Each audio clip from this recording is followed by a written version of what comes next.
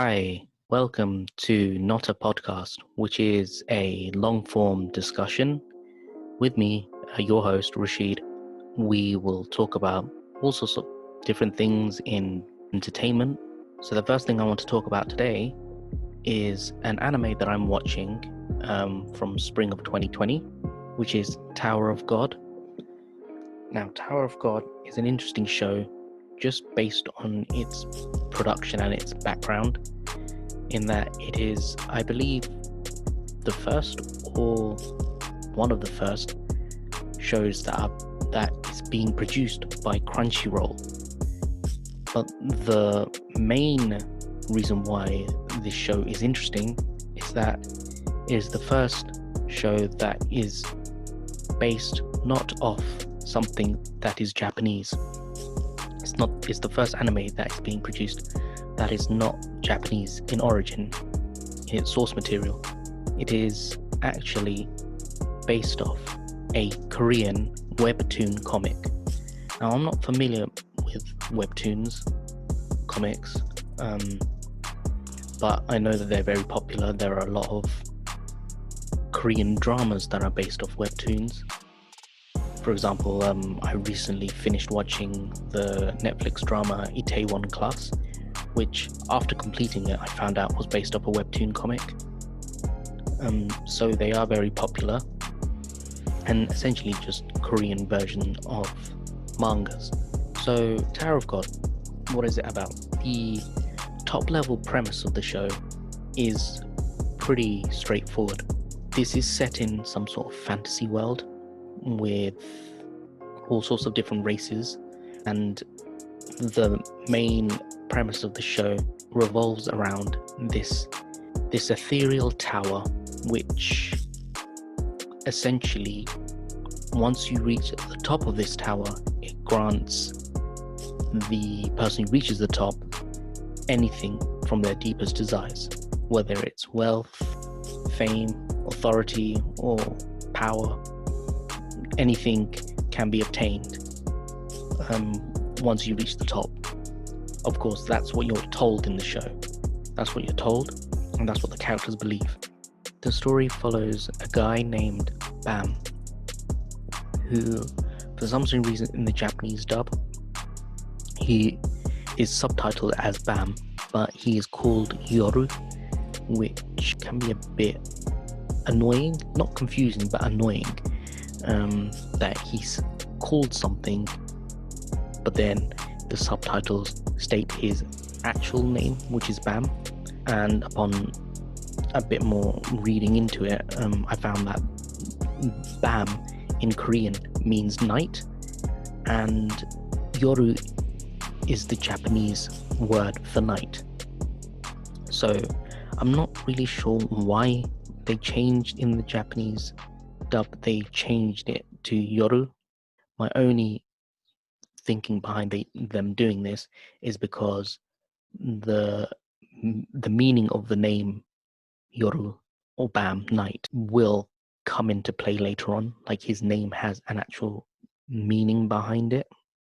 So that's the only reason I can think of why the Japanese would call him Yoru, because they need the word Yoru in Japanese, so then they can explain the meaning behind his name.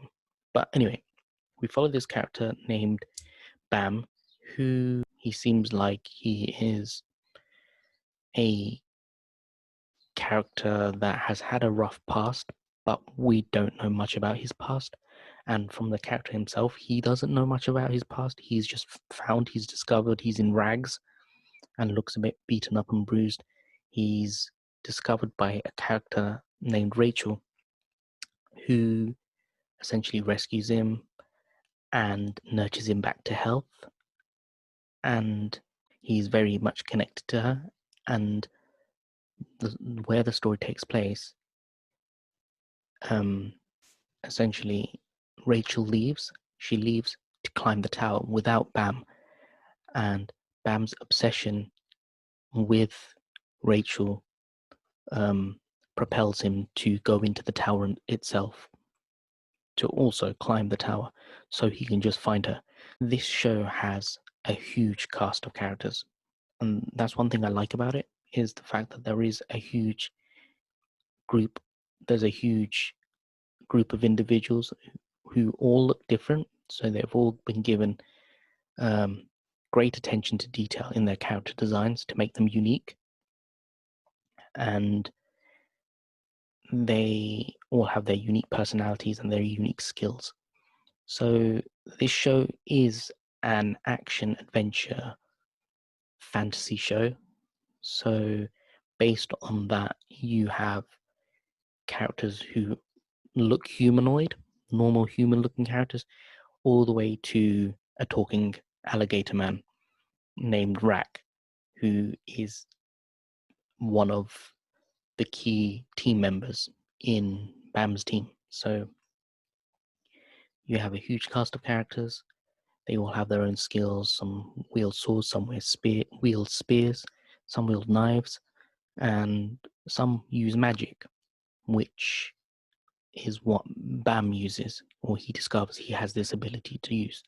I believe the magic has a name. I think it's like Shinsu or something, but the magic of the world, he has it. And all the individuals who are in the tower are called regulars. And there are some characters who are special, who do not abide by the laws of the tower or the laws of the world, and they are called irregulars. And our character Bam, our main protagonist Bam, is one such irregular. Of course, they have to make him somewhat special. So we don't know much about his backstory. We don't know much about him, but we slowly, as we watch the show, we discover that he has special powers. He can do things that others call out as being irregular and being special and breaking kind of the rules of the world and of the tower.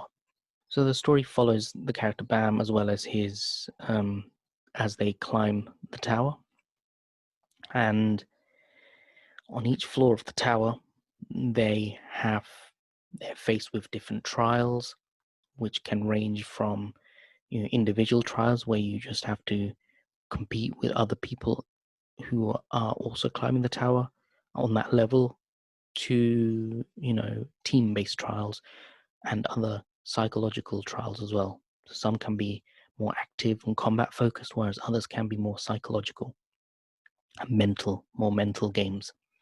The character Bam has a lot of different characters surrounding him, and yeah, they're all very interesting. And we don't know much about them, but I'm hoping throughout the show we'll learn more about it.